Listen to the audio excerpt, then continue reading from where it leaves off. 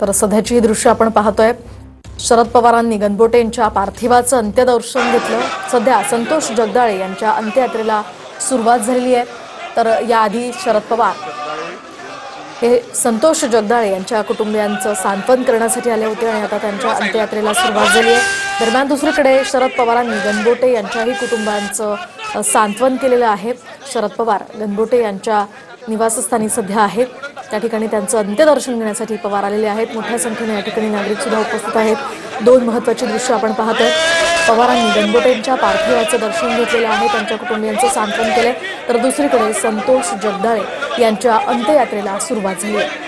आपण पाहतोय अतिशय दुर्दैवी ही घटना घडलेली आहे। काश्मीरच्या पहलगाम या ठिकाणी अतिरेक्यांनी गोळ्या घालत निष्पाप लोकांचा जीव घेतला आणि त्यामध्ये महाराष्ट्राच्या काही लोकांचा समावेश होता। त्यामध्ये पुण्यातल्या सुद्धा काही लोकांचा समावेश होता। लोकांनी आपल्या नातेवाईकांना स्वतःच्या डोळ्यासमोर नाही, कोणावरही अशी वेळ येऊ नये अशी वेळ आलेली आहे। मला असं वाटतं की जेवढं दुःख लोकांच्या मनामध्ये तितकाच राग सुद्धा लोकांच्या मनामध्ये, आणि जे तुम्ही घोषणा ऐकताय की जला दो पाकिस्तान जला दो, पाकिस्तानला कडक उत्तर दिल्याशिवाय लोकांच्या मनातला राग हा कमी होणार नाहीये। भारत सरकारने सुद्धा अतिशय कडक अशी भूमिका घेतलेली आहे।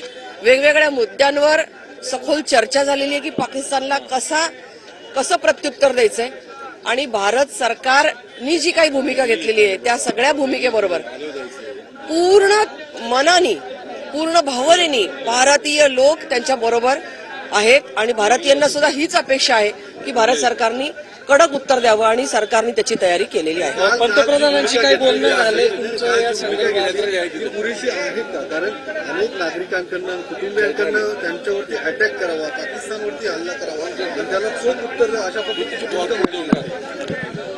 पाकिस्तानला आता सुटका नाही। आता ते भारतीयांची ताकद बघून घेतील। आतापर्यंत आपण सहिष्णुतेची भूमिका घेतली, कुठल्याही वेळेला आपण नियमांचा करारांचा भंग केला नाही, पण प्रत्येक वेळेला जर का पलीकडनं उत्तर येणार असेल, पलीकडनं त्रास होणार असेल, तर आता हा देश एक गाल पुढे केल्यावर एका गालावर मारल्यावर दुसरा गाल पुढे करणार नाही, तर बिलकुल प्रत्युत्तर देईल, एवढं पाकिस्तानने समजून घ्यावं। पंतप्रधानांबरोबर काय बोलणं झालं बघितलं तर काय? तर आपण पाहतोय मेधा कुलकर्णी यांनी ही प्रतिक्रिया दिलेली आहे। कठोर उत्तर पाकिस्तानला द्यायलाच हवं अशी प्रतिक्रिया मेधा कुलकर्णींनी या ठिकाणी दिली आहे। आपण पाहतोय संतोष जगदाळे यांच्या अंत्ययात्रेला आता सुरुवात झाली आहे। दुसरीकडे कौस्तुभ गणबोटे यांच्या कुटुंबाचं पवारांनी सांत्वन केलंय।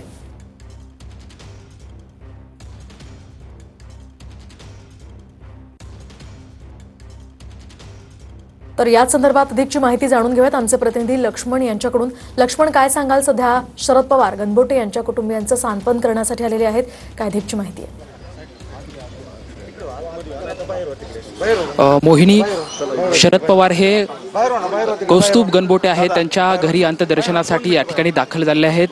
खरं तर अत्यंत वेदनादायी दुःख हा प्रसंग आहे। शरद पवार या ठिकाणी दाखल झाले आहेत, त्यांनी अंत्यदर्शन घेतलेलं आहे। आता थोड्याच वेळामध्ये कौस्तुभ गणबोटे यांच्या या अंत्ययात्रेला सुरुवात होणार आहे। खरं तर अंत्ययात्रेची सर्व तयारी जी आहे ती पूर्ण झालेली आहे। आपण पाहू शकतो की अनेक त्यांचे नातेवाईक असेल, अनेक मित्रपरिवार असेल, जड अंत करणारे या मित्रत्वाला निरोप देण्यासाठी या ठिकाणी दाखल झाले आहेत। खरं तर कौस्तुभ गणबोटे आहेत, त्यांनी आपलं एक वेगळं वलय निर्माण केलं होतं की फरसाणाचा जो ब्रँड आहे तो सध्या त्यांनी पुण्यामध्ये पोहोचवलेला होता। अत्यंत वेदनादायी असा हा प्रसंग आहे। शरद पवार ही या ठिकाणी दाखल झालेले आहेत, त्यांनी खरं तर कुटुंबाची विचारपूस केलेली आहे, अंत्यदर्शन घेतलेलं आहे आणि आता थोड्याच वेळामध्ये अगदी दुःखद अशा वातावरणामध्ये कौस्तुभ गणबोटे यांच्या या अंत्ययात्रेला सुरुवात होणार आहे। मात्र आपण पाहू शकतो की या सर्व परिसरामध्ये शोककळा पसरलेली आहे। सर्व मित्रपरिवारांच्या डोळ्यामध्ये अश्रू दाटून आलेले आहेत, कारण की हे जे व्यक्ती आहे या व्यक्तीनं खरं तर एक व्यावसायिकता असेल किंवा मित्रत्वामध्ये एक आपलं स्वतःचं एक नाव लौकिक मिळवलेलं होतं आणि 19 तारखेला खरं तर ते त्यांच्या परिवारासोबत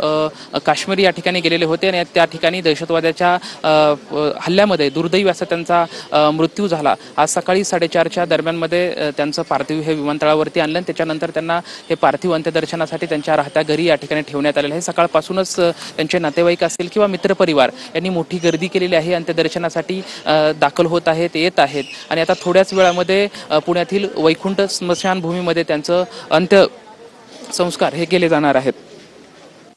धन्यवाद लक्ष्मण, तुम्ही दिलेल्या या माहितीसाठी. तर ही दोन दृश्य आपण पाहतोय, हृदयद्रावक अशी ही दृश्य आहेत. एकीकडे संतोष जगदाळे यांच्या अंत्ययात्रेला सुरुवात झालेली आहे, कुटुंबियांना अश्रूही अनावर झालेले आहेत. तर दुसरीकडे शरद पवार यांनी गणबोटे कुटुंबियांचं सांत्वन केलेलं आहे. थोड्या वेळापूर्वी शरद पवार हे जगदाळे यांच्या घरी देखील होते. पुढेच आपण पाहतोय संतोष जगदाळे यांच्या अंत्ययात्रेला सुरुवात झालेली आहे. त्यांची एकुलती एक कन्या ही त्यांचं या ठिकाणी त्यांना अंत्यसंस्कार त्यांच्यावर केले जाणार आहेत. सध्या अतिशय भावपूर्ण वातावरणामध्ये मोठ्या संख्येनं त्यांचे मित्र, आप्तेष्ट आणि सगळे परिसरातले नागरिक इथे त्यांच्या अंत्ययात्रेमध्ये सहभागी झालेले आहेत. तर दुसरीकडे कौस्तुभ गणबोटे यांचंही अंत्यदर्शन घेण्यासाठी अनेक लोक आलेले आहेत. त्यांचे मित्र, आप्तेष्ट असे सगळे लोक सध्या गणबोटे यांचं अंत्यदर्शन घेण्यासाठी आलेले आहेत.